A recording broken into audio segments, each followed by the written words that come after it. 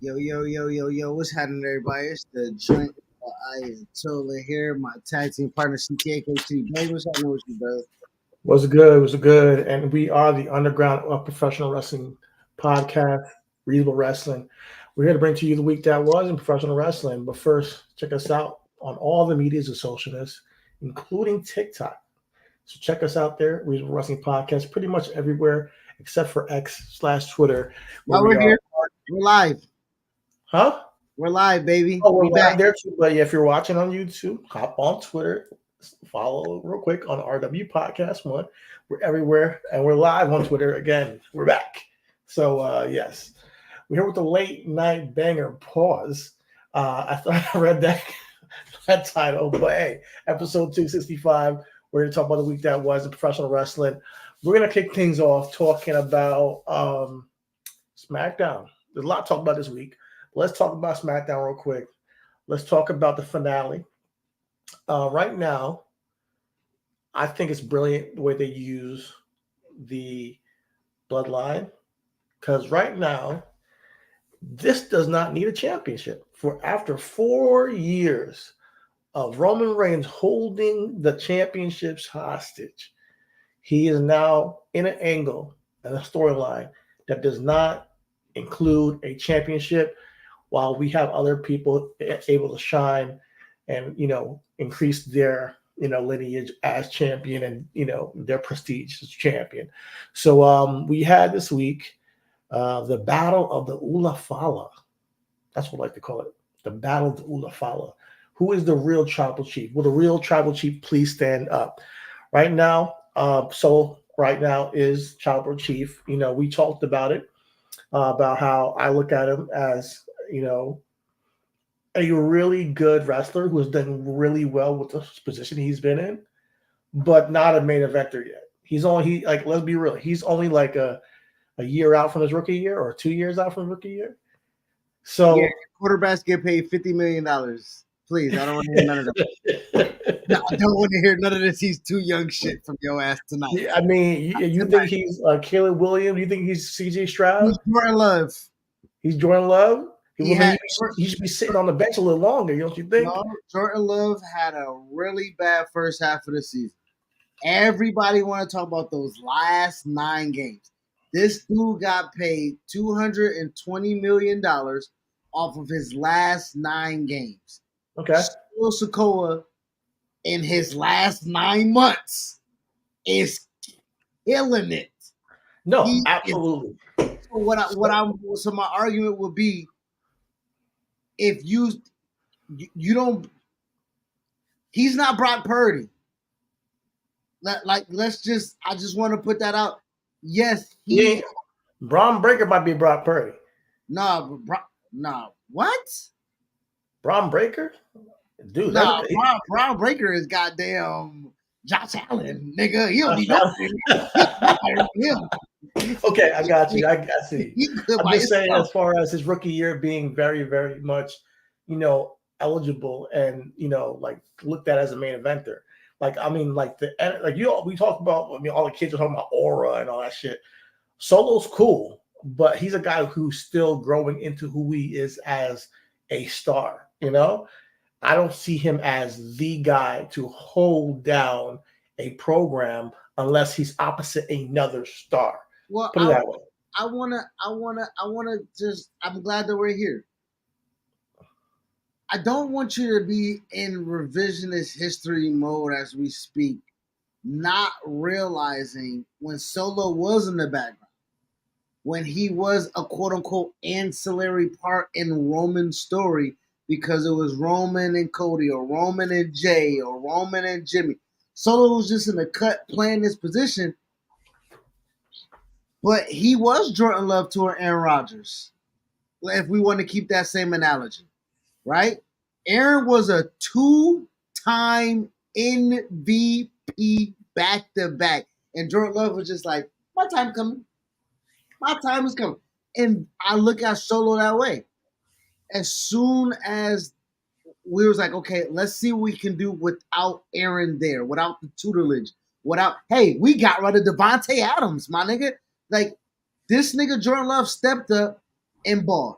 Solo, once Roman was out the picture, and we're just talking about right now, we're in Summers with right after WrestleMania, he stepped in it like a Monday night football game and was like, I'm ready to ball.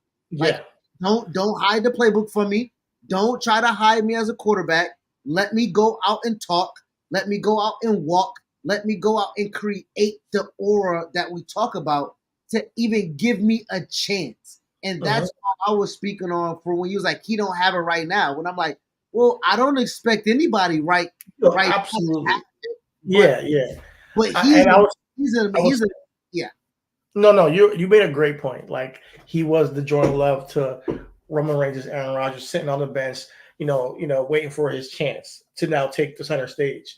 Now he has the center stage, and I think he's done a great job. Don't get me wrong, he's done a great job.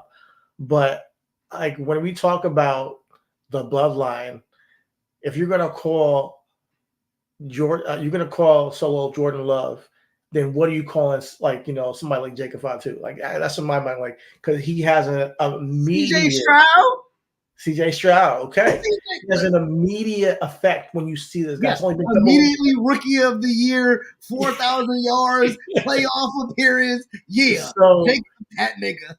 So I'm gonna be patient. I'm gonna see where these tea leaves go, because I saw the video of Sam, not Sam, or whatever his name is, Sam Roberts, talking to Paul Heyman about how the bloodline, he's like, with what they've been doing, he's been a big part of that. Obviously, supremely, a creative mind behind this stuff, and giving him props for it. And he's like, listen, I know I said that we were be like in the third inning, last year, WrestleMania, but he's like, I don't even think we're in the third inning yet. Like, I guess what he said. He says that all we did was, like, and this goes to what me and you were talking about last week. He said all we did to create this was what he did in ECW, and that was not treat the audience like they're stupid. Let's honestly give them something that might play into something that happens later on. Everything matters. Everything matters when he said, what, like you said, the night after WrestleMania, or that week, when we passed the championship locker room, and he's like trying to go in there and fight for it, and Paul Heyman's like, wait, we are no longer the champion. That's not our locker room. He said, losing has consequences, and by orders of the tribal chief, we can't do this. So from that moment forward, Solo started, wheels turning. He kicks out Jimmy that night. He says losing has consequences, right? So, like, everything they've done has been intricately put in place to create this moment with Solo and him being the tribal chief. Especially even last year when he was the honorary tribal chief, went by Roman. So I like where we're at, but let's not be mistaken in the fact that we know how this is gonna go. But No, well, I would say, to your point, bro, and this was very frustrating to you. Losing has consequences unless you are Solo. Losing has consequences unless you are, quote unquote, Kevin Owens. When I be conversing with you and trying to tell you that these guys are in perfect positions, regardless of where you might want to or other people might want to place them at, it's not solely built on whether they're looking at the lights or they're covering somebody 1, 2, 3. Solo has lost a lot of matches. Solo has lost, quote unquote, a lot of his steam as impenetrable once he took that loss to Cody on his route to the championship. You felt that Solo was sacrificed in that instance because the quote unquote aura of Solo was gone. I felt like it was necessary, honestly. I felt like him losing the Cody was necessary for him to be the first person to beat Solo, undefeated Solo, was important, because before he faced Roman that year, he needed a big victory going into that match, and you can't have to go against the tribal chief without going through his enforcer, right? So I wasn't mad about that. Actually, I was fine. I think that you were the one who was like, I didn't want that to happen, but I was like, nah, I get it, But obviously Cody goes on to lose, and now we go over next past year, and Roman tag teams with Solo, loses to his brothers, and in the Bloodline Civil War, and he's still beside Roman the entire time against his own brothers. So I love the way the storyline been playing out. I'm giving Solo his credit because he's had a lot of pressure put on him, but he's also had a lot of help along the road to get here. But from the point where we got after WrestleMania till now, probably I've grown the most respect for Solo as a wrestler, as a character, It's not how because it sounded on the pod. I was trying to tell you that last week in reference to Rikishi saying that, oh, how they're gonna is that the best way to use Jey Uso when his sons were in SummerSlam main events back to back years. I don't think he should be complaining about anything. Be real. But at the same time, I'm really impressed with what Solo has done in his first couple of years in the business and holding the spot of the bloodline solo on his back right now while Roman was gone, and really captivating the audience to boo him in a manner where they were just cheering for him before. Now it's flipped, So and Roman, we're cheering for Roman now. When Roman comes down to the ring, when Solo's in the ring, and he stands next to him, like there's a stark difference in star power. And them, I like that they immediately got physical because it's like we're family. We know what this is. Let's do it. You want to take this from me? Take it from me. We're not going to set no match. We're not doing nothing. Just come. Let's fight. And they did it. But when Solo's getting beat, and then Roman's taking everybody out, taking out Tama Tonga, and then it's Jacob Fatu the one that takes Roman down. Does that make Solo look less? Did it make Roman look weak? I just want to ask that. Did it make Roman look weak when Solo had to come and save his ass? But that's the thing about it, and I'm glad you asked me that because Roman had a decade. The way that you're presenting Solo and putting Roman together is like they're on an equal playing field. They're not. Roman. So when you say it's supposed to be a stark difference in between the two personalities. It's supposed to be a stark difference in the presentation. It's supposed to be a stark difference in even the reception of the fans. Because if we're looking at it in the totality of it all, he is still the younger cousin coming out of the shadow of the greatest performer of this generation. Now, my name, it ain't gonna happen in 3 months. Yeah. It ain't gonna happen in goddamn 9 SmackDown episodes. It ain't going like it. And if we're talking about how we got Roman to this point, it damn near took all of the 3 years to really get what this. Because at first, Tribal Chief and the family, they trying to get through the pandemic. All right, they out the pandemic, they in the crowd. Okay, they just going to pay it off until we get to the... They stretched that shit out for damn near 3 Manias to where they fleshed out a character who needed Solo every step of the way to gain what you see in front of you right now. The only reason why Roman can stand there and puff his chest out because he's delusional. Like this motherfucker standing across from him didn't take out Drew McIntyre and Cody Rhodes and goddamn Bobby Lashley and Brock Lesnar and anybody else that was in his way. No, you're making a great point. I love it.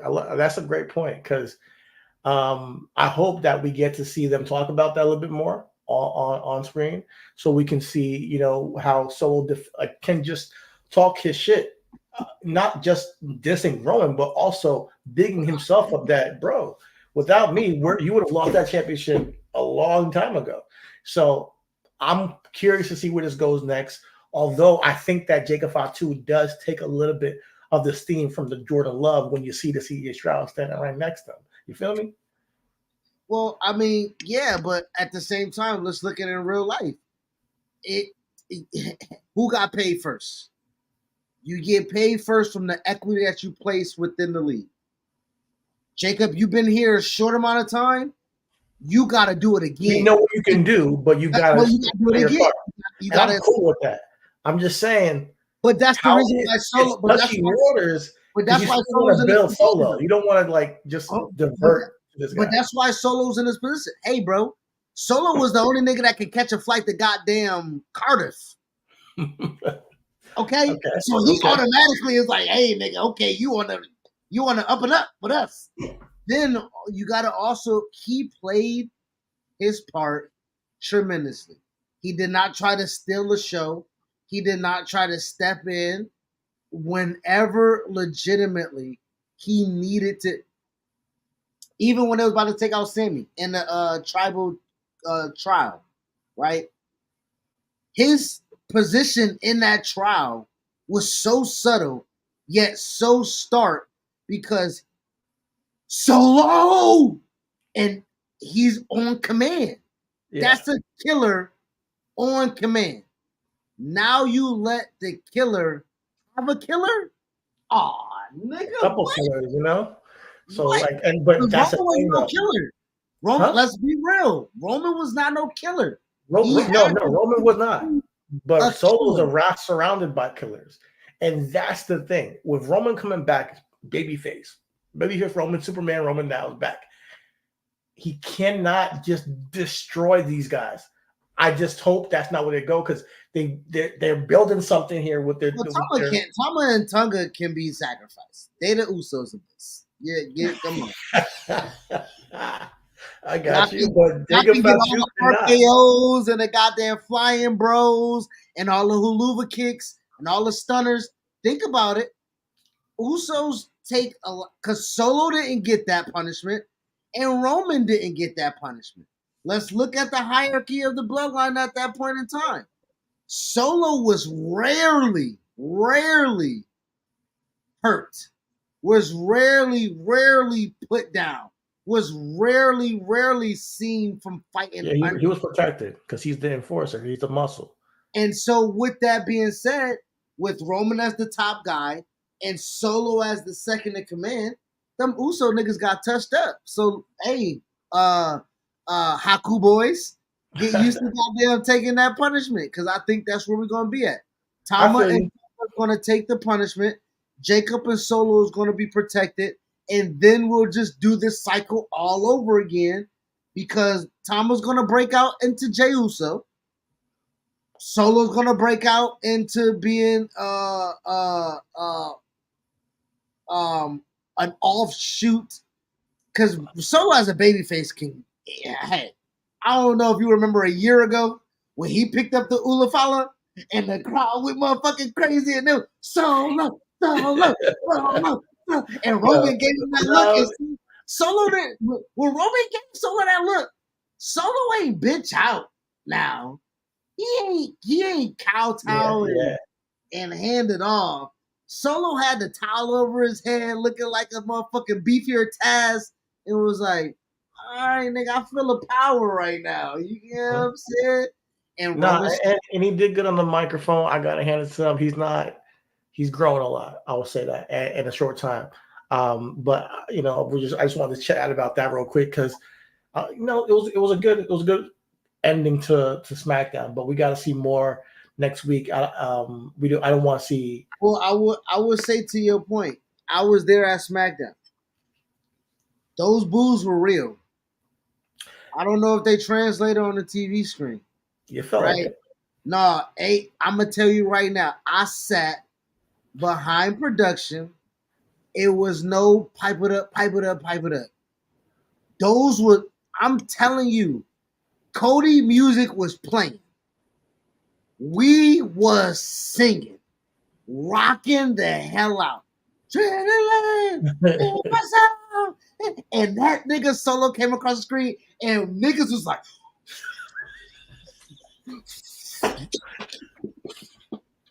Okay. boy. Your fans are so fickle, man. Fans are so fickle, man. Now but we're going with the story, and we're following it because we were cheering Solo last year, holding the Ulufala. Now we're booing him when he has it, and Roman, we're cheering Roman, who was Storytelling. the most manipulative It's leader called, as if we forgot who was manipulating everybody no, for the well, past 4 years. this is what I'm saying. We not fickle. This is if I'm could be Jim Cornette for a minute. this is how the motherfucking business works. Goddamn. You like you like you draw fucking money. Like that's you draw money. You garnish a reaction. So the biggest thing that I'm listening to when I do hear the old timers talk about wrestling, um, training for wrestling wasn't training for wrestling back in the day. Training for wrestling was learning psychology of wrestling, right? Um, It was both, but psychology was much more, I think, prevalent. Corny say you'll have a guy before he run ropes learn why he's running ropes. Okay. You know what I'm saying? Like it I feel wasn't you. Okay. that everybody had a wrestling school you can walk into. It was almost like you had to pass an initiation test of knowledge before you was able granted that Okay. access. So what I'm saying is that to this point, the point of wrestling was to make it feel real. While everybody having their ideas of what the work is, they don't know what the work is because it's so real. And you do that by making the audience give a fuck about what's real and what's not. So first and foremost, we're talking about right now, you're saying how we're fickle. We grew and respected Roman over time.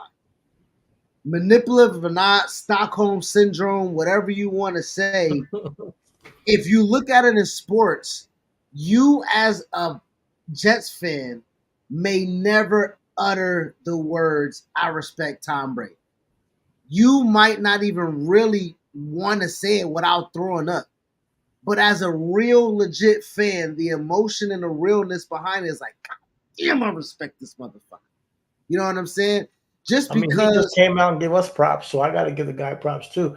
I always have, he just said the Jets are, looking good, but you think But that's about it. Roman. That's Roman. Roman was a guy. To the point was over the time we were just talking about, he was the person that we I think that what it comes down to is that we respect the story that was told and the 4 years he gave us as a character and giving us the Roman we always wanted. And then when he lost that title, we appreciate with that we also know Joe. finale. In that grand finale. We also know Joe too, though.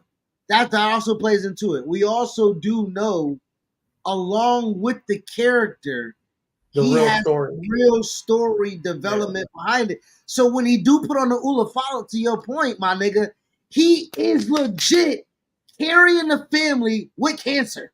Yeah, like bottom line, what we talk about, he's carrying the family with cancer and remission. And not to make this a downer, but he just lost his uncle. He lost his father like a month or two ago. And he legitimately is like a leader in that tribe, like in that family, like that like one of the leaders, the go-to of that family in the industry.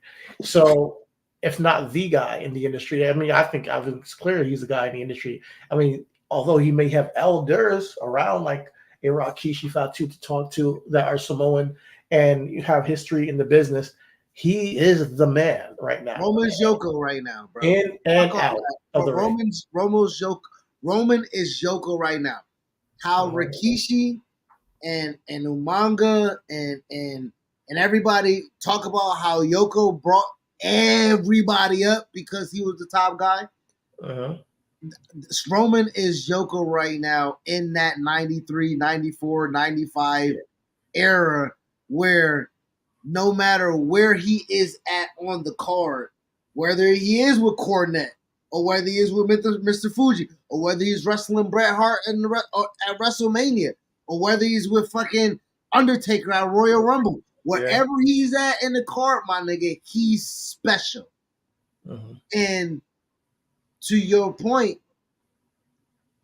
he has elders, but dog, he's the guy. If Yeah. we're not talking about Dwayne, we talking about Joe. And we talking about real, this ain't no blood oath. That no disrespect to Rocky and his involvement in the family, within the family and the hierarchy of the family. But this is blood that Roman is now ahead of. He's taking care of that whole tree based off of what he does as a performer. So going back to your fickle, yes, not trying to diminish what you're saying as to the conversation that we're talking about, but to your point is Roman. Yes. To your point is Roman is really taking on that the mantle, and he doesn't shy away from it. Right? That's where we right, and I think we're seeing Solo. His belt don't tighten enough. If I may, Right now, what I think it was when he lost the championship to Cody in such a grand fashion, people were so excited going into WrestleMania, and then coming out of it, they were still excited. Like they were like, "Wow, it paid off. This is one of the best finales of WrestleMania or finishes we've ever seen." We appreciate him giving us that moment. You know what I mean? And it takes a guy to do what he's done for the past 4 years to give it. And then so there's the real guy, Joe, doing the work all this time. And then there's the Roman Reigns storyline where the tribal chief has lost the championship. He's away for a while. And we get to see this different version of the bloodline that is ruthless. And we like you, Solo, but wait a minute, we didn't know you're gonna take out Jimmy. Oh, wait a minute, we didn't know you're gonna, try to hit KO with a car, or all types of. Oh, you're bringing in Tamatanga, you're bringing in, Tangaloa, you're cheating, and we're like, okay, we missed the old bloodline. They told a stark difference between it and made it seem like these guys were more ruthless along the path, along the line. So we all wanted Solo to be the tribal chief before, but we didn't know what we really wanted until we got it. And now we're like, oh, wait a minute, that's a little bit too much. Now we want the old tribal chief back. We miss him because he's been gone for a while. And they allowed us to get time away from him to miss him. So it's special when he does come back, and it's work because he hasn't said a word yet. Roman Reigns has not said a word yet, but the crowd is rocking whenever he's around. It's crazy. I wasn't in the building. You were there, but I could see it from the screen. I can feel it. I'm not gonna hold you, my guy. It's special. It's special being in the building. I'm gonna be honest, bro. The difference between now and Royal Rumble is a stark change, bro. I was there at me and wifey was there. Me and wifey was there at Royal Rumble for that Fatal 4-Way. And don't get me wrong, Roman is special, right? Roman is yapping, but where I was at in Orlando for SmackDown Friday, it was just raucous. It was amazing to be a part, to feel what this was, because realistically, being a part of Roman's return, being a part of Roman taking down Solo and then Tama and Tunga, and then getting super kicked with a walking boot. With walking boot, yeah. And hearing the crowd go, ah! Like it was a fucking roller coaster, because we're all waiting for it, right? Yeah. If you're in the crowd, you're kind of scoping it out. You're trying to be a part of it. You're trying to see what it is. And when Roman fucking put it on and did the fucking type deal, that was a great scene. Yeah. Having them boys stand over my man, come on. I ain't hear that much boo since Dominic. Nah, it was incredible. It was good. It was a good moment. And I'm glad they left them looking strong at the end The because fact that Solo is the number 2 heel behind Dominic Mysterio, come on, man. I no, don't you gotta hand it to Dominic, man. Dominic, man, he's special too. He's a special type of heel. know but I'm talking about Solo Oh, being so that type of special. That's like the number 2 as far as reactions go. He's the number 2 heel, and to Cornette's point, okay. he and Dominic will be the number 2 money drawers to see they get their ass beat by the babyface. Solo and Dominic. It, it's gonna be record numbers for Okay. Rhea Ripley to get her hands on Dominic, Yeah. and it's gonna be record numbers for Roman and Solo. For Roman to get his hands on Okay. Solo. Yeah, I get it. I get it. I get where you're coming from. Nah, but it was a good show. Also let's talk about, somebody who I think had the potential to be one of the biggest heels, or if he was one of the biggest heels in the business at one point. But I don't know if we're ever going to see that again, even if he does turn officially heel, and that is Kevin Owens. Kevin Owens, I don't know if we'll ever get the Kevin Owens that I kind of want.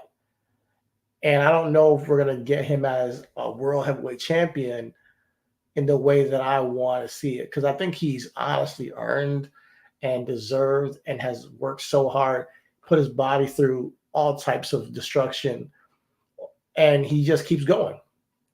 I don't think he beats Cody Rhodes. And then if he doesn't beat Cody Rhodes, where does Kevin Owens go from there? Because his character has been getting his ass beat for 4 years by the Bloodline. He had a tag team stint with Sammy for a little while after they beat the Usos, lost that, back to be fighting Bloodline after he got drafted back to SmackDown. That's all he's been.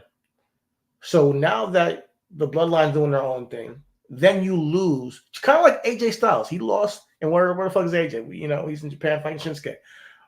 After you lose a championship match, after all, Shinsuke lost the championship match, and yeah, it's time for y'all niggas to go. so does Kevin Owens need to take time away? Move along, nigga. Yes. I don't know what this infatuation with Kevin Owens is with you. Yeah, he did his job. Congratulations. You was the setup man. You 7th inning. Give the ball to the closer. The fuck out the way, nigga. Like, I don't need Kevin Owens to be prevalent because that means you can't okay. For the sake of argument, you can't tell me you don't want another championship because it's going to take time away from other championships, and then tell me you want Kevin Owens to change character and to be put somewhere on the card and he not take time away from other people on the card. I don't see how That doesn't even correlate. Well, yeah, When I said I don't want you another just said you want championship, Kevin Owens to be champion, bro. I'm not saying it's gonna happen right now. I'm just saying right now it's heavy. Like the championship picture. One, there's longer title reigns right now happening in WWE. If you haven't noticed, like obviously you look Roman, Gunther now we'll see how long he goes. Cody Rhodes, I don't see dropping this anytime soon. If not until next WrestleMania, or a little bit before that, we'll see. So if I'm predicting, there are going to be limited world champions going forward. That's why I wanted LA Knight on Raw. That's just because I thought there was more opportunity there. But hey, we're here. We're here now. He's cool with the United States Championship. We got Kevin Owens. I think Kevin Owens is beyond the United States Championship at this point. And what I'm trying to say is maybe I'm asked the question. You answered it. You don't got to be freaking snarky about it. You said, yeah, he should take some time off. I'm cool with that. But at the same time, he got teased backstage saying the old Kevin Owens wouldn't be doing this. The old Kevin Owens, would be, kicking ass. And I'm wondering if we ever get to see that again. That's my point. I'm not saying that he has to be champion. I'm just saying that as a character, where does the character go from here? If he loses. And the only thing I can see is him getting it turned. And then what after that? So that's where I'm coming from.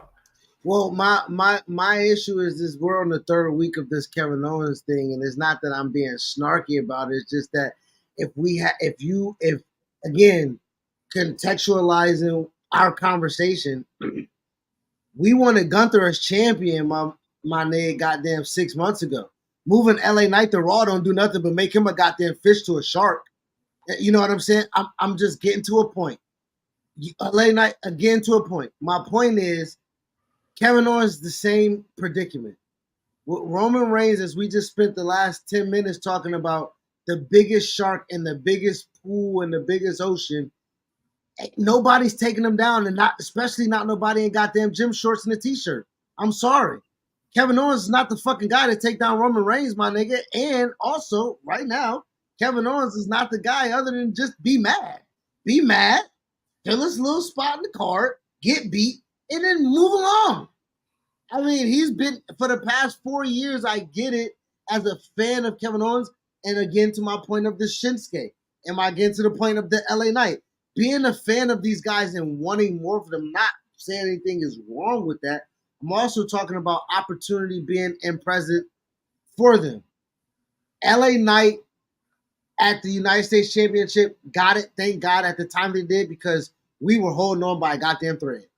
Like, I don't know how long niggas gonna be able to be like, yeah, without him being able to come through for his fans. So I get you on that. Kevin Owens, I still, at the beginning of this all, do not really understand why he kept going to put you as a fan in this position with the bloodline. Once him and Sammy won the tag championships, the turn should have happened then when Sammy kept trying to get back in good graces with the Usos. When Kevin Owens kept catching them backstage. Like, so back though, so I'm talking damn near, what's that, last year to 18 months ago? So right now, you're holding on to something that I'm like, nigga, I done threw away the baby with the bathwater, my nigga, with that. No, I'm always gonna ride with Kevin Owens, man. He's one of the few guys that reminds me of Mick Foley when he's out there. That yeah, he's not the prototypical build of a wrestler. Yeah, he comes out in gym shorts and t-shirt, but he's willing to put his body on the line in ways that other people don't on a regular basis. And he's willing to have, and he has great matches. He's still athletic, So that's how I look at it. He's one of my favorite wrestlers on the roster, and he will be for a while. Now, when I ask you this, and this is just conversation. Did Mick Foley always need to have the championship? No, and that's fair. And I'm not saying that he should get the championship, but I remember his first run, and I remember him like, okay, cool. And then I remember Chris Jericho getting involved in it, kind of getting about the friendship and becoming this weird thing. And then Goldberg beat him or something? And yes. Then I'm like, okay, this guy's gonna get it again, and we're gonna get to see like the real Kevin Owens, as a champion. And I think that will be epic to see. I think that we haven't seen the best of Kevin Owens, put it that way. Even though we've seen a lot of him, I still don't think we've seen the best of him as a heel on the main roster. So I'm waiting for that, and that's just a me personal thing. No. I can agree with you with that, but I will like to be careful when we talk about. We just talked about fickle fans, and also we talked the sports analogy. Kevin Owens' initial presentation in WWE NXT is going to be hard to duplicate over and over and over again with the emotional attachment to make you really care and for the moment to really matter, right? So to your point, nobody knows, Kevin Owens came in the door and Sammy and Kevin was attached at the hip. Sammy won the NXT championship, finally capturing it. Kevin Owens came to fucking congratulate, I love you. Bam! I'm a prize fighter. I didn't come here to be friends. I came here to fucking feed my family. When he goes against John Cena as the NXT champion against the United States champion, hey, I've already made my name down in Orlando. I'm trying to see how my name ring bells up here. Oh, it goes? Bet. Let me go. And the whole time he has been, and we've been trying to chase that high with him. Yeah, I think so. I think you Over got to think, yeah. time, over time, the new drugs came and hit, brother. Like that new sour wow came in, baby boy.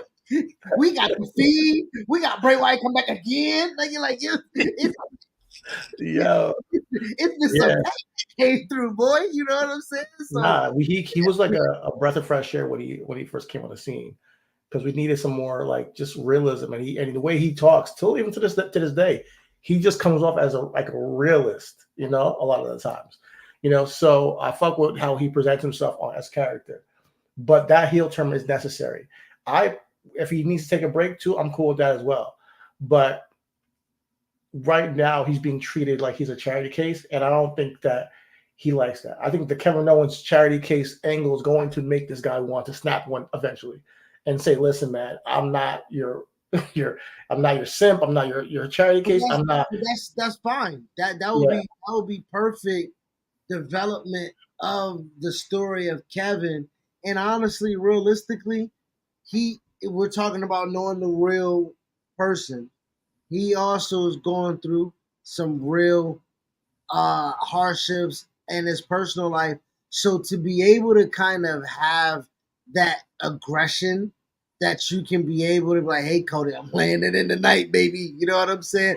Cody can take it and be like, nigga, I went through fire, give it to me. You know what I mean? Like legitimately, I think this is the best case scenario to yeah, where again, Kevin Owens, we were introduced to him as a prize fighter. He has not had a prize to fight wow. for, making his fights be right? So that's why you're like, no, give my man something so he can feel like something, a la Shinsuke. Bro, nigga, Shinsuke got those 4 weeks. We ain't seen that nigga yet. He got those No, 3 vignettes in a championship match, and we seen that nigga you're right. yet, You bro. haven't seen him, It was good while it lasted, though. But I don't think Kevin Owens is that. I think Kevin Owens can go compete with Cody in Berlin and snap on him in Berlin and then continue to feud. And if he does lose his feud, which he should, he can be the one to defeat LA Knight. And that would be huge for him. Because if he's the one to take down this big mega star and become United States champion, we get to see him talk his shit as a United States champion again.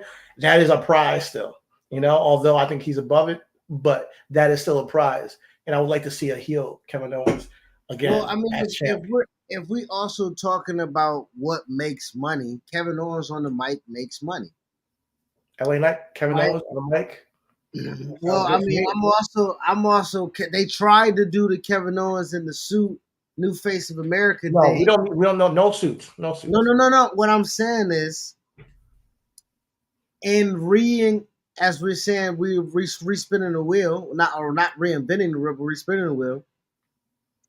Kevin Owens talking about how Canada's great during the election year as the United States champion. I don't know what to tell you, brother. It's gonna be amazing. Give That'd be Kevin fun. Owens that championship by October, heading into the election year, going into the goddamn inauguration. We can have a Kevin Owens inauguration as the United States champion going into January. Something like that. Shit would be amazing, Yeah, brother. man, he can do the whole Canada babyface America heel thing.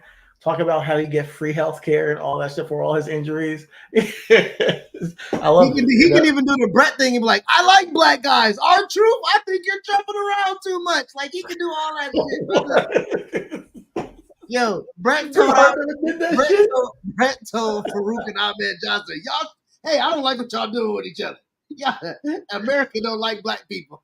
Oh, word! He said that. But I remember what the promo when he was talking about oh now I gotta try to put it up where Brett was trying to get black people on his side, man. Oh, Oh, let me see. Let me see. Brett always fuck with him. I'm just saying. Brett, but that's what I'm saying. Kevin Owens can do the same thing, Brett. He can tell Montez Ford, I think you're a star, brother. I don't know what they're doing with you back there. You know? Nah, I fuck with it, but yeah, I think we're gonna see that soon. I hope we do see the 10 eventually. Um, Now, do you want to move on, or are you good? No, we can move on. Absolutely. All right. Couple of things. I'm gonna transition to somebody else who I think is going to turn. But before I get to that, gotta just shout out my bangers of the week. Carmelo, Andrade, chemistry is fire. The Street Profits, DIY, one of the best tag matches I've seen this year. Really good. You were in the building for that, right? Yes, I was. Yeah. The I'm sure you guys were on the edge of your seat. Braun Breaker and Sami Zayn, main event of Raw. What? Yo, this week had some really, really good competition. And then also AEW had a triple threat match. Orange Cassidy, Roderick Strong, and Colorado, excuse me. I'm gonna So start really good calling Orange matches. Cassidy what Corny calls them. Fucking pockets. Pockets. Fucking pockets. But those are my bangers of the week, guys. Check those out. If you didn't see them, incredible matches. But yeah, moving on to another heel turn pending. Are we seeing the breakup of the New Day? Is that coming soon? You guys think that is a good thing if it happens? Do you think it's necessary? What I think personally, I'm not opposed to it completely. I'm gonna be honest with you. I know you have your feelings about it, but I'm not opposed seeing Xavier Woods go out on his own and finally like create his own new thing. Because as much as we love the New Day as a unit and being, always together until they go to the Hall of Fame and they never turn on each other, which could still happen. They ain't go to the Hall of Fame yet. What I'm trying to say is never turn on each other and then get inducted one year in the Hall of Fame as a group that never turned on each other. I think that we cool, but also would love to see what would a singles Xavier Woods run be like. He hasn't really had one. He hasn't really had an opportunity to be. He's always been in the tag team.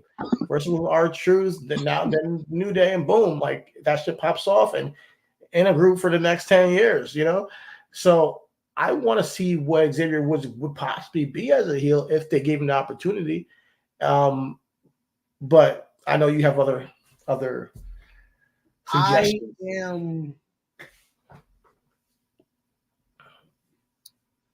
I am in a situation to where I don't want to defend my Polynesian brothers and not actually defend my brothers. If you gonna sit here and tell me that Solo is not a main event guy who has been in the main event his whole career, no matter how short it is, and then clamor for a whatever mid-card floundering just to see him do it because we never seen him do it, one of Xavier Woods. And I mean, yeah, you can roll your eye, but where do you see Xavier do? Go ahead. Let's book Black. Let's book I think Black. Xavier Woods could get an opportunity to be a very charismatic single star. But I think of it in the vein of like what Chad Gable is doing. He might need some people around him. Eventually, at first, I want him solo, though. At first, I want him by himself and, just be able to go out there and be annoying and talk shit, But if you're gonna, I'm sorry. What would be the point of taking him away from people to put him back with people? No, I'm talking about getting muscle, not like just like I'm talking about not like we're all equal, we're fun, having a good time together. No, I got backups and muscle now, not like what Chad Gable's doing with not what he did with the Alpha Academy, what he's doing with American Made. Let's be real, like the Creed Brothers is muscle to him. Although they're a tag team, they're muscle. They're not his tag partner. That's the difference. Now he's a single star with muscle. I think he might need that if he were to go solo. At first, I would like to see what he would do on his own. And then maybe Omos, boom, pops up behind him. And that's all he needs is Omos. Xavier Woods with Omos behind him, feuding with, Kofi Kingston and Odyssey Jones. I would like to see it. We'll see, but only because New Day has gotten stale. I'm sorry. Like, we could keep this going on forever, but they can't just do the same song and dance anymore. Something has to change. something. Well, I mean, first and foremost, New Day has gotten stale, yes, because the tag team division as a whole, right? Tag team wrestling as a collective in all companies right now, right? Even Like though there are really good tag team matches, the actual divisions are not like the divisions are. Listen, man, and I know they split them up, and listen, I am still a big proponent of having. If you are going to constantly put a Cesaro and Sheamus together, or Cesaro and Tyson Kidd together, or you're going to constantly have great tag teams available like Street Profits or FTR at your disposal, and the Good Brothers when they first came in, the Usos. That tag division never got off the ground because of injuries. We had the Good Brothers, Usos, the Revival, and the New Day, all on the main roster, all at the same time, and niggas could not get a feud to stay. But the feud that we had, writing was bad. We had niggas in the shower with shaving cream and putting fucking itching powder and balls and jock straps and shit like that. So to the totality of what we're talking about, the New Day has gotten stale. But when the tag team is Miz and R-Truth and Grayson Waller and goddamn Austin Theory, if I'm the New Day, I'm like, nigga, shit, don't put me on the team with them niggas either. You know what I'm saying? Don't put me in no program with them. That shit is deader than dead. Them niggas just like this, bro. Them niggas rather wrestle carrying cross and authors of pain than be in a tag team title feud with the two tag team title holders of goddamn Austin Theory, Grayson Waller, and motherfucking R-Truth in the Miz. That should tell you that it's not really the New Day's fault and why they are where they are. But back to your breakup. I want to see Odyssey Jones use the New Day as a stepping stone. I want to see Odyssey Jones take out New Day before Woods has a chance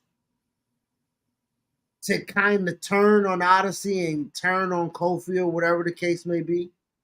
I would actually like to smarten up Odyssey Jones and be like, nah, man, I've been around the way. I know what those looks look like, and just after the 6 man will be perfect. After a win will be perfect. Bro, let them win. Let Xavier Woods not really want to celebrate for real, and honestly bow up on a nigga. And Kofi try to be the peacemaker, say, hey, everything's cool, man. Everything's cool. And he pushed Kofi out the way. Like, nah, this motherfucker been looking at me funny. And Xavier be like, yo, don't put my name, Kofi. And them niggas try to figure out if they gonna fight because they ain't never fought they brothers before, right? But Odyssey Jones ain't their brother. And I would want to see that nigga take them niggas out, bro. I want to see Odyssey Jones take and give the New Day. Man, you know what will revive them? A handicap match. Okay, wait. Time out. I don't want to see a handicap match, but I do like your idea because it is like something we wouldn't expect. It is something unpredictable. Man, if New Mark Henry take out the New Day, I'd like to see that. Like, he beat them niggas in subsequent matches 1-on-1. Then they fight in a handicap match. He take them both out and put them on and put them out. My thing is, it's bad timing for me because we have already a monster heel in Bronson. You know, what's his name? Bronson Reed.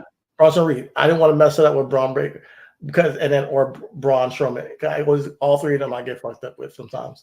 But Bronson Reed, he's having a monster heel push right now on the same brand. If he was on SmackDown, 100% we could do that.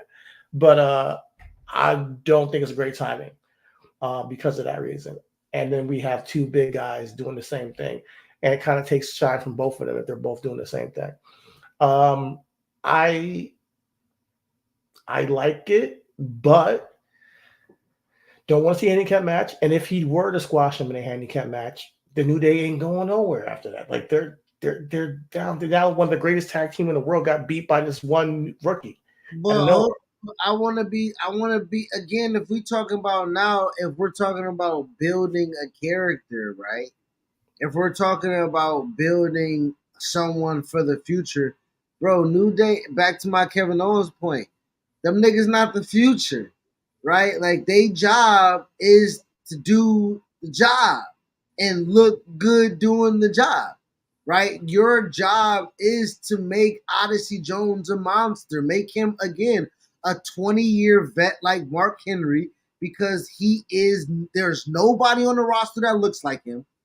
There's nobody on the roster that looks like him, moves like him, presents himself like that, and he can be in the elk of being the new world's strongest man, and he can be a reign of terror. And I know you, to your point, but I think right now when we talk about storytelling, it's not really always about babyface and heels because we can really have them two bump into each other and be like, "Nigga, what's up?" Come on, Odyssey and Bronson. Bronson out. Who the baddest monster in this motherfucker right now? It's bound to happen at some point, not anytime soon, but it's bound to Correct. happen. But I Correct. think it looks better with him as a babyface. Personally, I think that Okay. he has an aura. Well, I can't. Yeah, I have to say it's hard here to say that word, but he has a certain type of vibe of him that is really like a babyface right now. It seems like you want to cheer for that guy. So let's do this thing with Karrion Kross and AOP. Let's see if they have a little bit of can cause a little friction and see where it goes.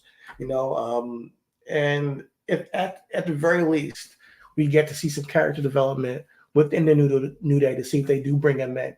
But do we accept him? That's the thing, as the new Big E, so to speak.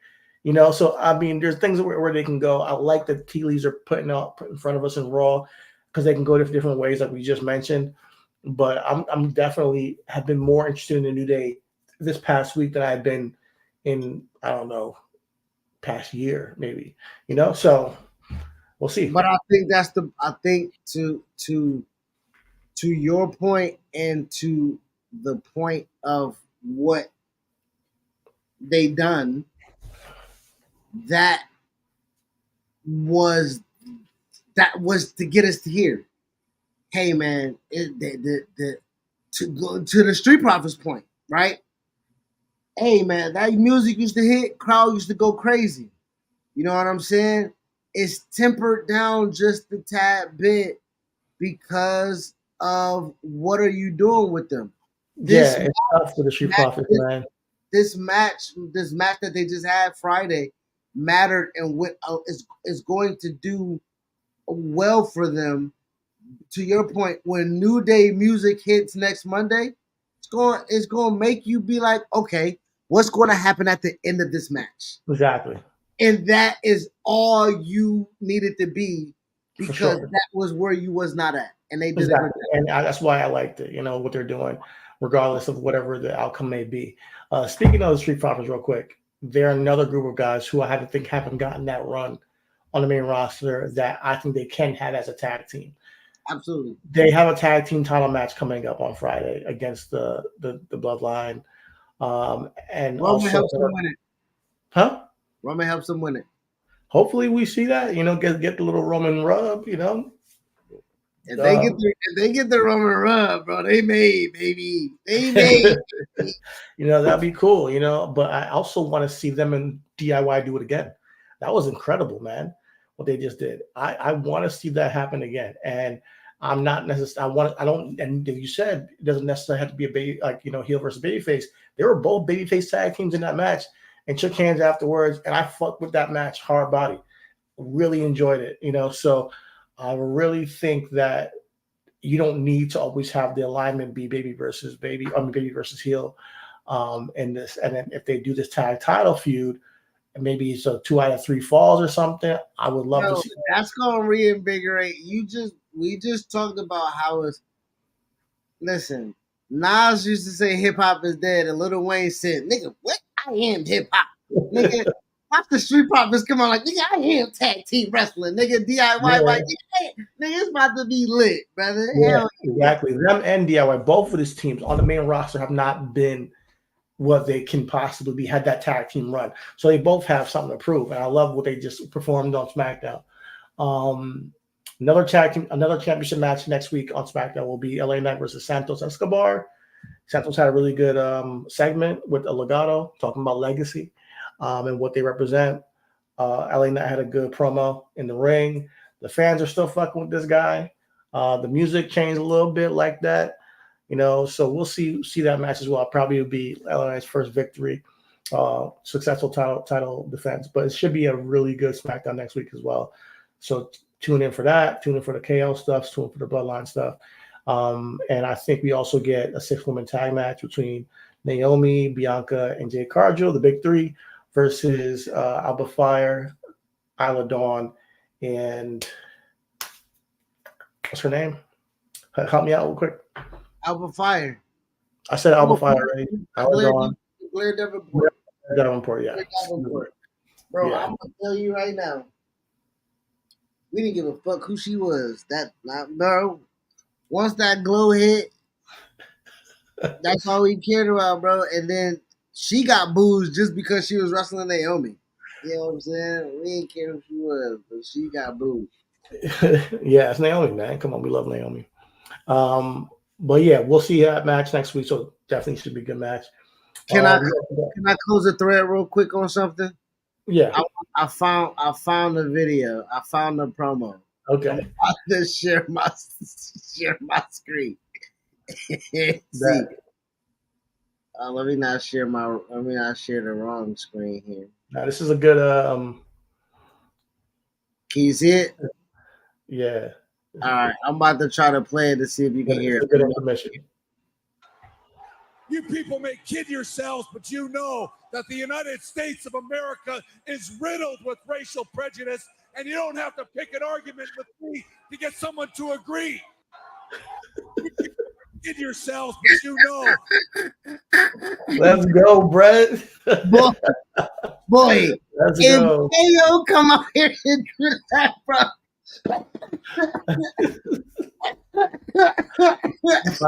That would be fire. Bro, if KO come on and do that goddamn promo. Oh, God. Oh, shit. Yeah. I might buy United States Championship with his name plate on it, brother. That would be fire, yo. Shout out to KO, man. Listen, I would love it. Honestly, that would be epic.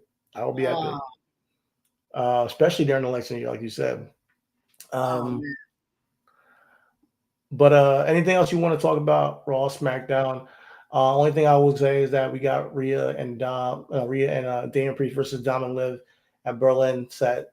I thought the opening segment of Raw was really cool, really well produced.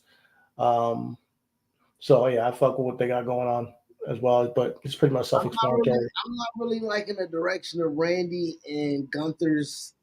I did not like that promo at all. I would like it to just be, if they're gonna do it about wrestling, like, your granddaddy was a screw up, your father was a screw up, and you're the bigger screw up. I mean, legit though, he was speaking some truth. Randy, you gotta hand it to you, brother. They actually took a strike away from you because you should have struck out on the goddamn policy. But here's the thing though, like, that's like when you cheated on your girl 10 years ago and she's still bringing it up. Like, at this point, like, why are we still talking about this? And why? Because we know Randy right now has not been a screw up for years. He's been actually one of the locker room leaders. So, so that's the thing that I had a problem with the promo, because it didn't really have much relevance to today. Well, I would say right now it's a new era, bro. Right now, I would say, if to Gunther's point, what locker room you leading that I'm in, motherfucker? That's a better promo though. If you said that, yo, you're not leading my locker room. I like that way better than what he did. And of course, niggas ain't me with the pen. You know what I'm saying? Niggas can't freestyle like me. Shout out to DNA, but niggas can't really get it in like me, boy. Hey, listen, shout out. But as much as I did not like that promo, there was a worse promo this week.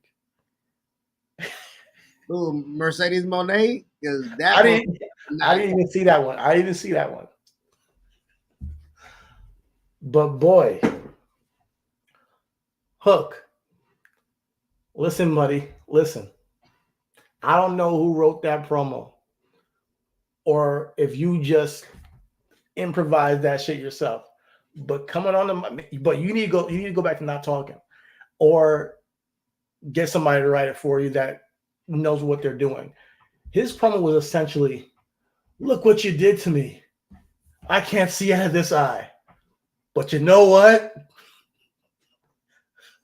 I can see out of this eye."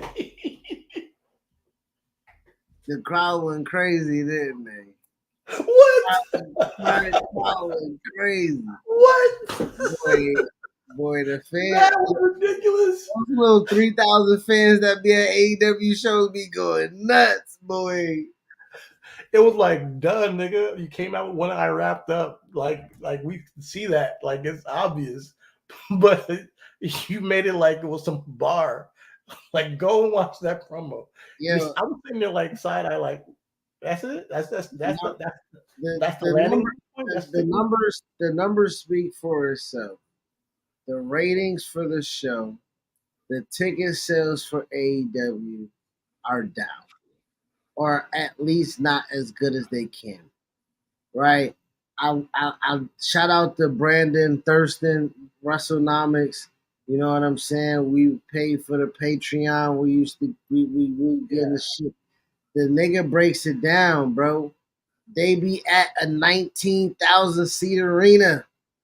And then we go to WrestleTix to see how many tickets was distributed, and they be like 3,700.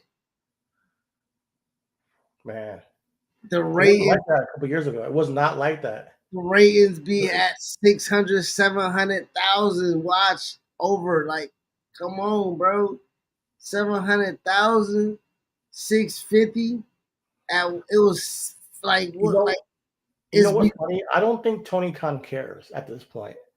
I think he just wants to, like, as much as they're different, him and Vince McMahon remind me a lot of each other as far as their hubris and ignorance and how they just keep bullying forward in a direction that we're like, hey guys, we don't like this. Hey, stop, wait. No, we're just doing it my way. We're doing it this way anyways. And not that they're doing it the same way, but they're doing it the way they think that is right. And they're both well off, privileged kids who got, who inherited, their fortune and started running a wrestling company and made a business out of it. Vince is more successful than Tony. Tony still has some time to go to see if he can turn this thing around as a business, but I haven't really seen him care about the business side of things. Like, I haven't seen him really care. Like, he talks about like numbers and all that stuff, but it doesn't seem like he really wants. He's like he's almost like he's ignorant to the fact that he's losing viewership, and he doesn't care because I think he cares about the matches. I think he cares about having good matches on Dynamite, Rampage, and Collision, and he doesn't mind blowing his wad every single week. Not rather than making people want to see a match, he wants to just say, "Here it goes, MJF and Ospreay. Guess what? Wait, you like that? I'm going to give it to you again in a couple of weeks at Wembley. Stay tuned." And we're like, nigga, we just saw it for free on TV. Why the fuck should I care about this match? Well, he's the champion, and but he doesn't know how to build up to that moment where you're like, I got to see this match. That should have been the first time they touched at Wembley, Not to mention, you got Pac. He's also from England, who won a number one contendership match. He should have a beef with this, which he had a good promo with on AEW. And he says he's going to face the winner at all out in Chicago. So he's going to get his match then. But I wouldn't have minded this being a triple threat. If you guys were going to do that, because he's also, that's his hometown too. You don't want him to wrestle in front of people. So I do think that there's legs to pivot and make this better going forward, because Pac is a great talent, and Pac can have a real good feud with Will Ospreay. If they want to do this next, I think I'll watch that for sure. Will Ospreay and Pac, because him taking his moment in Wembley could be the basis of the feud. So there's ways to fix things, but I just don't know if he cares, man. I mean, well, Tony. First of all, Tony cares, and I think he will probably lament the fact that he's compared to Vince McMahon in any type of kind of category, even though no matter how similar they may be. But I would say his appearance on the Dan Lebertar show was very, again, as it always is, um,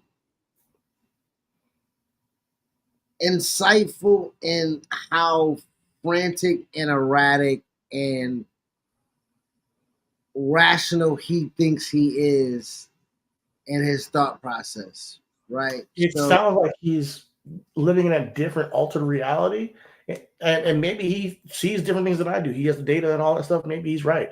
But when I hear him, that's why I don't listen to him anymore. Because when I hear him talk, it sounds like Tony Khan lives in an alternate wrestling reality where well, AEW made every right decision along the way. Again, I think, and to your point, like we say an alter reality, but it is his reality because he's a billionaire or the son of one, right? So I don't think it's like it's not an alter reality like he's envisioning it. Like it's not like Black Mirror, right? It's his legitimate, real. My dad gave me $100 million of my inheritance because he wanted to see me happy, and this is how I'm using it. Like to your point, does he care about turning over a dollar? I think his father would like for him to. You know what I'm saying? I think his dad would like for him to. But again, you're also talking about a guy who has his hand in wrestling, English League football, and the NFL, right?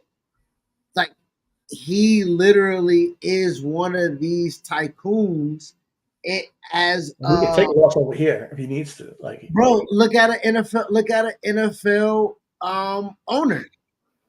How many NFL owners we lament for not paying whatever because the nigga like, no, I'm not fucking taking a loss here when all I do is make money here. Fuck you, right? He can go, he can go, he can go, and he can go.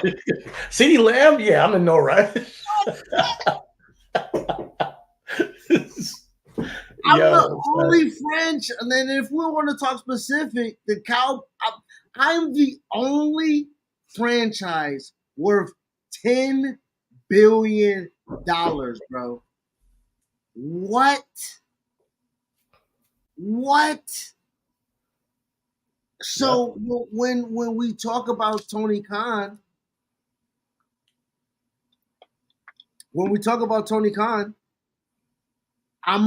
I am in my if my dad just gave me out of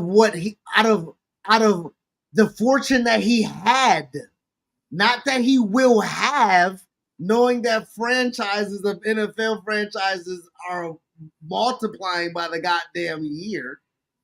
So the Jacksonville Jaguars might, for the love of God, be one of the franchises over in England, and that might get him $7 billion. Yeah. So, but I'm not talking about is that what you're right? No, I'm saying that then that's Tony now thinking with his wrestling for sure ain't gotta turn a profit now. Yeah. When you say does he care about making money or does he just care about the spectacle? You know, I think at this point in time, yes, I am now trying to be, especially without the security of Warner Brother Discovery with the TV deal, right? I remember when I was listening and keeping up to date when CM Punk was there. So Warner Brother Discovery wanted to give them $52 million for AEW with the inclusion of Collision. So they would have essentially $1 million a week. $1 million. Okay. I think that would have been tremendous for a company of Do you know for how long? I think I don't, but But I do want to say that right now, in a contract year, he's having one of the worst years ever to put Yeah, on exactly. In paper. the contract year, and Eric Bischoff said if he does not re-up on cable television, he doesn't think another wrestling company will ever get a cable television deal, again. And so there's a lot of responsibility on AEW to secure that. And for not just for themselves, but for the wrestling industry at large. That's why, TNA went from Spike TV to Access to something else down the line. And now they're not on real television. We are moving towards a streaming era. So maybe that doesn't matter in the future as much, but it still matters to some degree now as far as how many eyeballs you get on your television screen, because Netflix is not going to throw a bag at you either. Let's just be real. Netflix is only going to go after the big fish, which is WWE. You might be able to get Tubi. I don't know, but we'll see. We'll see where things go with AEW. I hope that they succeed. I hope that they get it because it's better for the industry. Let's be real. But as for All In, do you want to do our predictions or the card? Talk about the card. If you want, we can do the predictions. The card is very lackluster. I disagree. I think the card is really good, but here's the thing. This is why I don't want to be too hard on them, but at the same time, it's hard not to, because there is no reason why ratings and ticket sales should be down after the acquisitions they've gotten this year and the roster they already had. They got so much stars, so much talent on that roster, but they could completely willy-nilly just don't care, misuse them. And I'm not sure. They just need some real structure with it. But yeah, Swerve and Brian Danielson is a really good match. Mercedes Moné and Britt Baker should be one of the best matches on the card. But I'm not super excited for some reason because they haven't really garnered that interest. Yeah, man, I'll bring up the card. I got it. I've had it up. Okay. I've been looking at it because Chris Statlander and Willow Nightingale is on the pre-show. I'm upset about it. They had an opportunity with Willow this year to just take her to the moon, and look at her now. So it's Chris Statlander and Stokely Hathaway versus Willow Nightingale and Ishii, and in a mixed tag match, and the winning tag team will choose the stipulation of Nightingale versus Statlander at All Out. Sounds convoluted, but I get the gist. I think the heel goes over. Okay. Chris Statlander and Stokely win by somehow, and chooses the stipulation. I agree. But it'll be fun to see Stokely in the match. That's fun. That's interesting. The next match on the card, I see Timeless Tony Storm versus the Glamour. When did this Glamour shit come? When did she become the Glamour? When she turned. And then the week after that. The week after she turned. Okay, what does that even mean? Don't know. Okay. Please get this feud over with. I'm so tired of this. Whoever, whatever, any of them white bitches.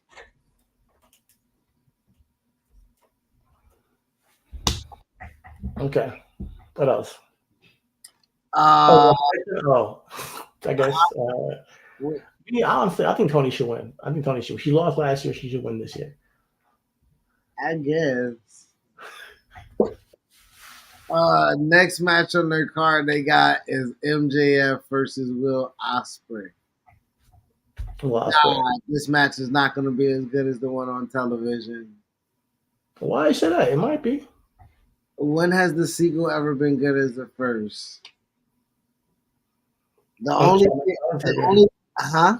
Shawn Michaels Undertaker was better. No, Cody Roman. 26 was not better than 25. 40 was not better than 39. Stop it, please. What? You're bugging. Hold on. Where are you on both occasions? Yeah, in my opinion, both of them. Yeah. Now, I'm not saying it's by a huge margin. Like if you saw, especially Undertaker and Shawn Michaels, very slim margin. But I like the second one better. I thought that was way more poetic, the way things went down. So second one has a story. I get it. Just like this match. Great kind of has a story now to the second one. But 59-58, WrestleMania 25, quarter century. Black versus that's 26. But the just the symbolism of Yeah. that match was amazing. I, No, a lot of people agree with you. I'll be honest, I've heard that a lot. So I'm not gonna hold you on that. Like well, most people probably pick the first one. but I will also say to your point though, with this Osprey and MJF, I don't know where they can go with. Right, you can't go an hour this time. How do you make? It's almost like remember the Dolph Ziggler, Seth Rollins, Iron Man match, and they had one pinfall for the whole joint, and then the next joint they pinned each other 17 times. I'm like, well, what the fuck? Yo, that's right. I forgot about that. That's a good memory, man. Yeah. The whole thing is like, I will not hit the Tiger Driver 97, whatever. He's a pussy in my cornet voice. Your baby face Tiger Driver. End it all. But yeah, let's see him hit it and get the victory and let him get his edge back. Because a year ago, Will Ospreay at Forbidden Door and all that shit, he was on a different level, and he wasn't in the company yet. But that's AEW for you. You come in and then they just water you down by overexposure. Speaking of watered down, the next match on this card here, Jungle Jack Shit Perry I knew it. Versus Darby Allin in a coffin match. Now, shout out to Darby, respectfully. I think he knows how to get busy and pay homage. So I don't think he'll make it a corny piece of shit bullshit match. But I think it's going to be a corny piece of shit bullshit match, regardless. No matter how hard he tries to be respectful of a casket. I think Jack Perry is going to put him in the coffin, and you're going to be mad. But I think that's just going to happen. But I hear you on Jack Perry. I get your hatred for him. I try to give him some grace. But I told you when Adam Goddamn Cole debuted and he was in, and I said, well, what the fuck is this? Time out. That was a really good match. Curse. He's been a fucking curse. That was a really good match. And Jungle Express, that was a good tag team. Like they're splitting them up like the way they did. And now tell me one thing he made better, brother. The tag team was good. He did not, because he was tag team champions when FTR was in the company. What the fuck is that? What do you mean? Like there can be other tag champions while FTR is in the company. Jurassic Express again was a bullshit comedy act that was not the top of the fucking tag team division to be the fucking champions. They were getting over, and they got over, and they should have been tag champions at the time. I'm not going to hold you on that one. And they had really good matches. Like, I'm not going to, come on. They didn't handle it properly. How did they have really good matches and Jungle Jack Perry has never had a good match outside of tag team matches right now? He has. The one with Adam Cole was a good match. It was. The guy can wrestle, man. He's not a great character. I'll give that to you. But as far as in the ring, Jack Perry has, he can go. I'm not saying he's the best. I'm not saying he's Ricky Steamboat or anything like that. But he is a good wrestler. The same way you feel about, I think the same thing with Sammy Guevara. I can recognize that Sammy Guevara is very talented in the ring. Although I'm not really into his character, he's very talented in the ring. Guevara's better than Jack Perry. I give you that. Guevara's definitely better than Jack Perry. His character is as repulsive as Jack Perry. But I'm at the same time, I'm gonna have to go back, and I was not even interested to see if it was good. Yeah, you didn't even really care. other than that, I have Oh, not yes, sorry, and you seen immediately tuned out. outside. I've not seen it go. Also, another thing, Young Bucks. I ain't never see you have a regular tag team match ever. Like where you one nigga on the side of and you tag. I ain't never seen them niggas not have a tornado tag, goddamn ladder match, goddamn table, goddamn street fight. I ain't never saw them have a traditional tag team match. Am I mistaken? No, they've had traditional tag matches. They Okay, did it I'll with get good. Kenny Omega and Hangman Page. They've done it. It ends up being tornado-ish still sometimes during the ring, but that's how all tag matches nowadays happen. Even with Street Profits and DIY, at some point the ref is just sitting there like, "What can I do?" You know. But at the end of the day, Doesn't make it good though, and like you say that when I try to give that expression, like it always happens, like but that doesn't make it acceptable. no, it doesn't. It doesn't. You're right. And Yeah, but with the Young Bucks, I think they get too bogged down in their own style sometimes, and they kind of like go to the class. They go to the they hit the classics over and over again. Like they go back to what works for them, and they might change it up a little bit in creative ways, but they so it seems kind of like the matches are good, but then they start looking alike. They're like a Young Bucks type of match, So they're kind of a prisoner of their own success in a sense because they did kind of revolutionize some things. But yeah, I we don't know who they're facing at All In because it's going to be no, either. I think it's gonna be a triple threat. Okay, I heard they're going to compete against each other to see who faces them. Um, but we'll see. Maybe probably will be a triple threat. That could be cool. Uh, I got Young Bucks, but I have them winning still. Yeah, okay, I have FTR. I want to say FTR. I want to say FTR.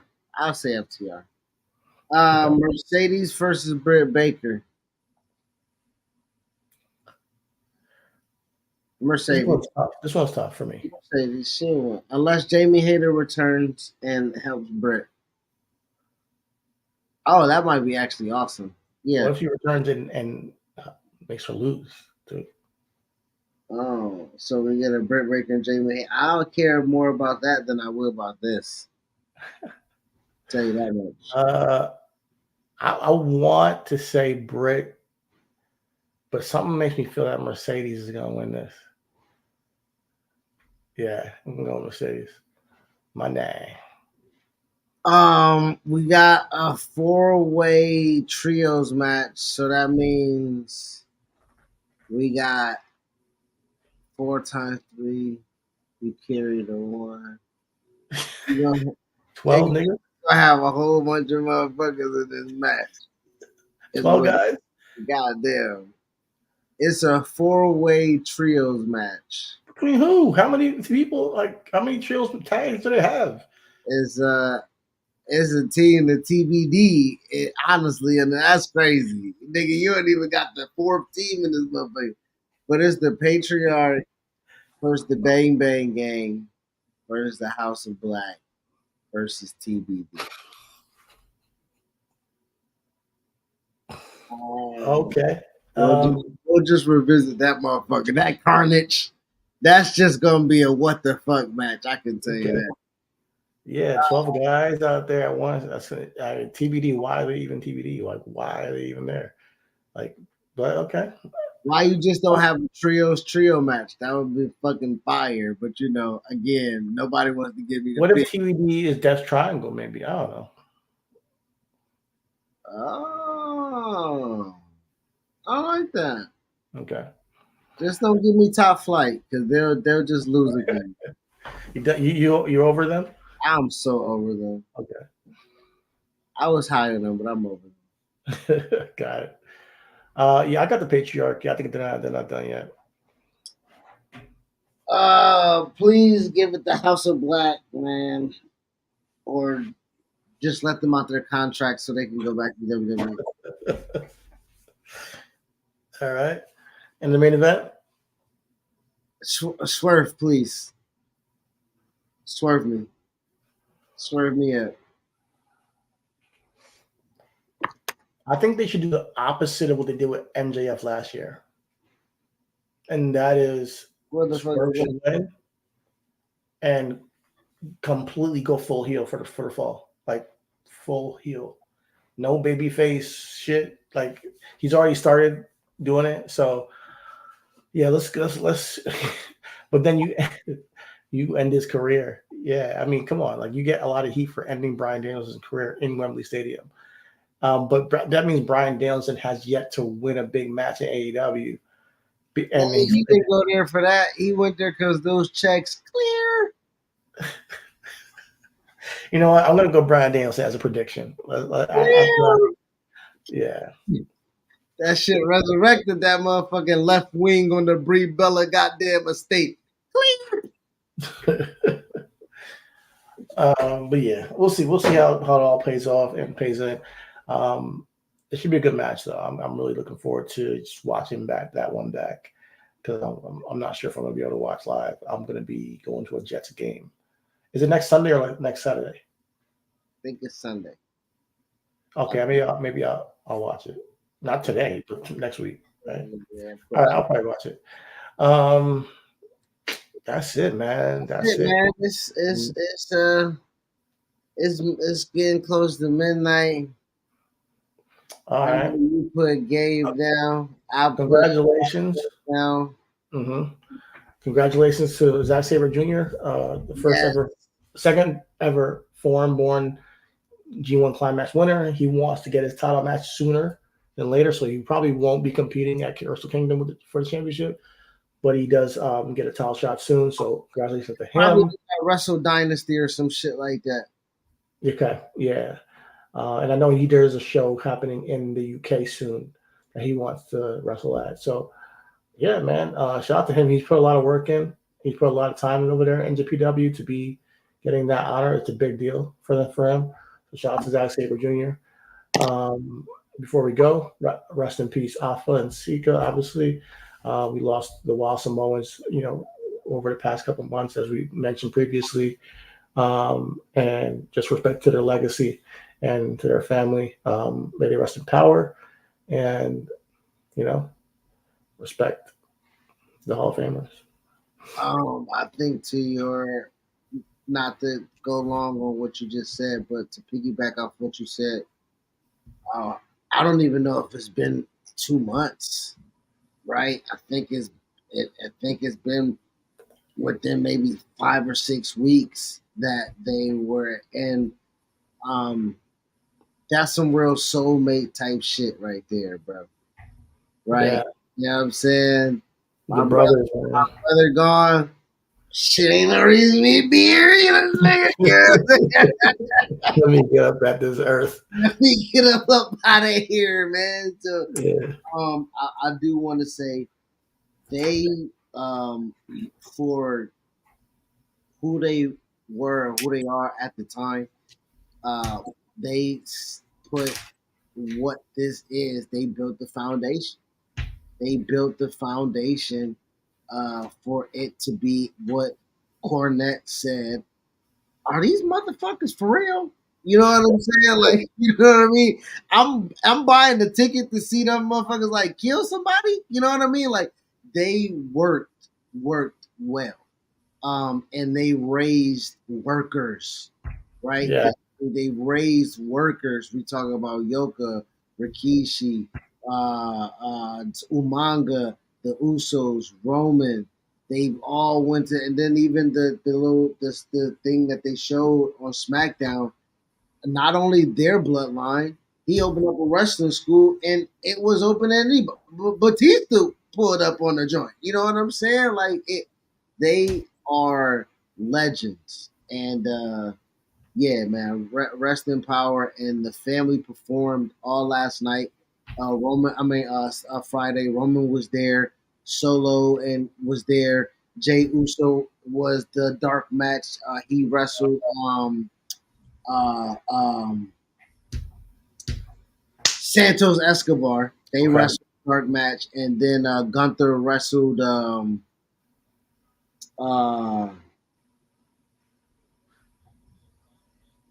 No, I'm sorry. Jey Uso wrestled Gunther. Jey Oh, Uso Gunther. Jey Uso wrestled Gunther as a dark match, and Santo Escobar wrestled Sami Zayn. okay.